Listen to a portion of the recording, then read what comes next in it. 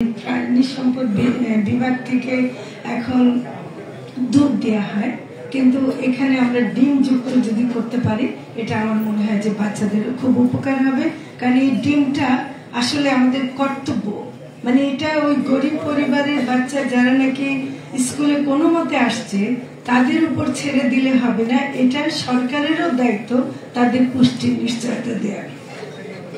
এখন আমি মনে করি যে হাসপাতালগুলো তো আপনারা যারা বড় বড় কোম্পানি আছেন তাদেরকে অনুরোধ করবো যে সিএসআর তো একটা অ্যাক্টিভিটি আছে, সে সিএসআর হিসেবে এটা আপনারা হাসপাতালগুলোতে আমরা যেটা দেখি যে রোগীদের একটা হয়তো খাদ্য সরবরাহ দেওয়া হয়, কিন্তু ওখানে অনেক মানুষ থাকে যারা নাকি অ্যাটেন্ডেন্ট হিসেবে আসে, তাদের কিন্তু কোনো খাদ্য নেই। সেখানে যদি একটা সরবরাহ বাড়ানো যেত সেটা অনেক উপকার হতো। আমি যেহেতু আপনার ডিমের দামের প্রসঙ্গটা আসছে, আমি একটা কথা একটু বলবো, সেটা হলো যে ডিমের দাম বাড়ার কারণ আমি খুঁজে পাচ্ছি না। আসলে সত্যি কথা বলতে কি 70% দাম তো ফিডের কারণে হচ্ছে, বুঝলাম। সেই দামটা কি আগে ছিল না? সেই ব্যাপারটা তো হঠাৎ করে এই সময় হয়ে যাবে, কিন্তু হঠাৎ করে এটা বাড়লো কেন?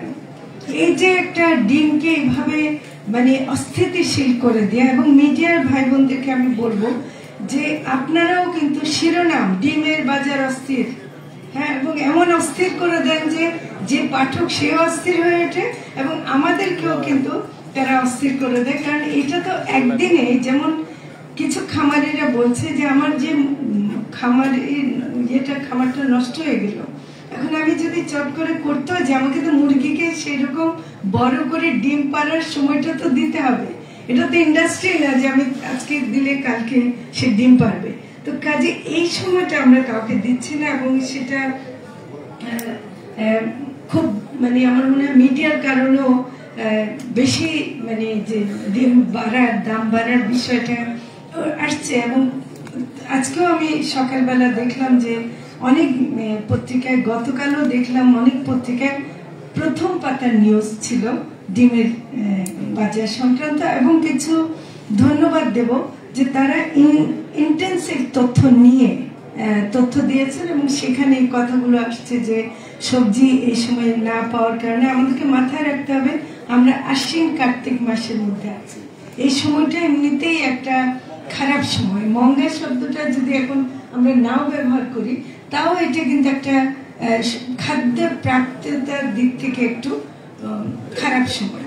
এই সময় আমরা এখন ধানের দিক থেকে আমরা কেবল ধান লাগিয়েছি, আমাদের আগের ধানগুলো আছে যা সেগুলো আমরা পাবো, সবজি সেই হিসেবে খুবই কম, এবং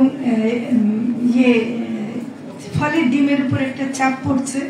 সেটা আমি দেখলাম যে বেশ কিছু পত্রিকায় ওই কথাটা লিখেছে, কিন্তু আমি মনে করি যে যখন দেখি এই আমদানির খবরে একটা শিরোনাম একটা পত্রিকার ছিল, আমদানির খবরে ডিমের দাম কমে গেল, তাহলে বোঝা যাচ্ছে যে এখানে একটা ফাঁকি আছে, এখানে একটা কারসাজি আছে, এখানে কোনো একটার সক্রিয় যারা ডিমের দাম বাড়িয়েছে, নাহলে কমে কি করে?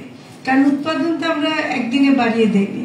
তো সেদিক থেকে আমি বলবো যে আমাদেরকে সেটা খুঁজে বের করতে হবে, এবং ডিমের দাম নিয়ে কোনো কারসাজি করা এটা একটা অপরাধ হিসেবে দেখা উচিত। কারণ এটা মানুষের খাদ্যের পাতে আপনারা যারা করছেন আপনারা তাদেরকে বিশাল একটা বিপদে ফেলছেন।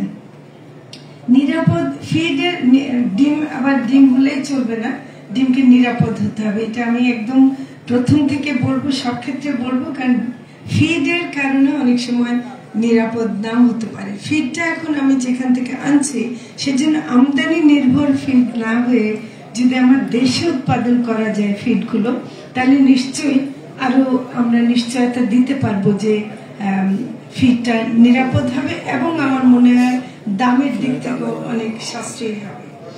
তারপরে আমার ক্ষুদ্র খামারিদেরকে আমরা সহযোগিতা করার জন্য আমরা কাজ করব। আমরা মনে করি যে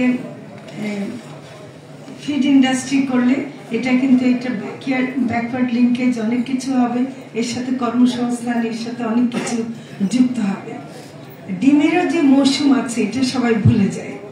গরম বেশি পড়লেও যে মুরগির ডিম কম দিতে পারে, মুরগিকে তো পিটায় আপনি ডিম পাড়াতে পারবেন। মুরগি তার যে মানে প্রাকৃতিক ব্যাপার আছে এখানে অনেকগুলো। এবং আমার মনে হয় যে গ্রামের মহিলারা কিন্তু, আপনারা আগে মানে যাদের বাড়িতে মুরগি ছিল আমি দেখতাম যে ওরা বলতো মুরগির বিশেষ ডাক শুনে ওরা বলতো যে এখন ডিম পাবে, এবং এই ডাকটা চেনার ব্যাপারটা আছে। আমরা পোলট্রি খামারে গিয়ে হয়তো সেই ডাকটা শুনি না, কিন্তু গ্রামে সেটা আছে। কিন্তু আমাদেরকে তো এটাও বুঝতে হবে, পোলট্রি হোক আর যেখানে হোক, একটা যে প্রাকৃতিক কারণে ডিম উৎপাদন কম বেশি হতে পারে। তারপর আবার যখন নাকি খামারিরা ঠিকই বলছেন, যখন শীতকাল আসে বা রোজার সময় ডিমের চাহিদা কমে যায়, তখন মানুষ ডিম কম খায়। কিন্তু সে সময় আমরা খামারিদেরকে কোনো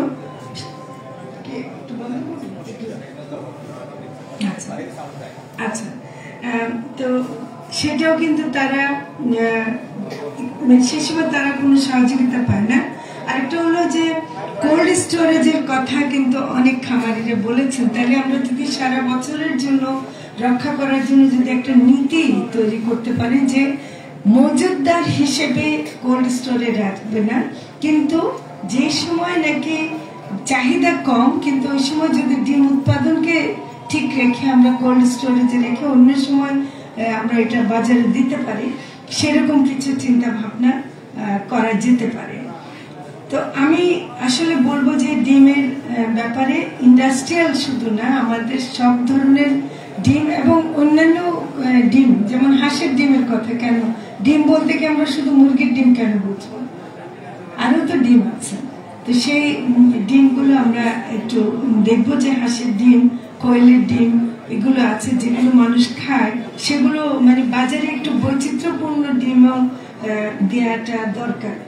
আমি সবশেষে একটা কথা বলতে চাই, আমার যারা সহকর্মীরা এখানে আছেন তাদেরকেও আমি যদিও মানে নিজে থেকে বলছি, আমি মনে করি ডিমকে একটা অত্যাবশ্যকীয় খাদ্য হিসেবে ঘোষণা করা যেতে পারে। এটার জন্য আমাদের এটা ইংরেজিতে বলে এসেনশিয়াল ফুড, এটা আমরা যেন ঘোষণা করতে পারি।